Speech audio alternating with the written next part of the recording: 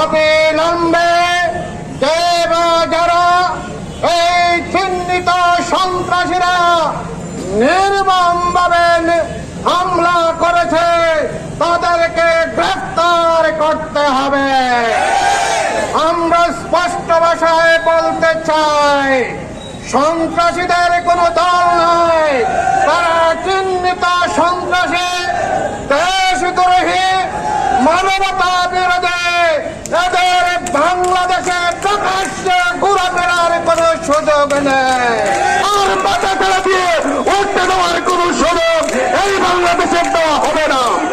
যেখানে এই নিষিদ্ধ ছাত্র সংগঠন সাহিত্য বলেকে ছাত্রলীগের কখনো কোনো তৎপরতা দেখবেন, সাথে সাথে দলমত নির্বিশেষে তাদেরকে সেই কাম্বায় তাদেরকে প্রশাসনের হাতে তুলে দেওয়ার উদ্যত বন্ধনে তারা গতকালকে গোপালগঞ্জে যে আচরণ করেছে এই মানুষ হতে পারে না, এই মানুষ রবিচন্দ্র, এরা হিংস্র, এই হিংস্রদেরকে এই দেশে থাকতে দেওয়া হবে না।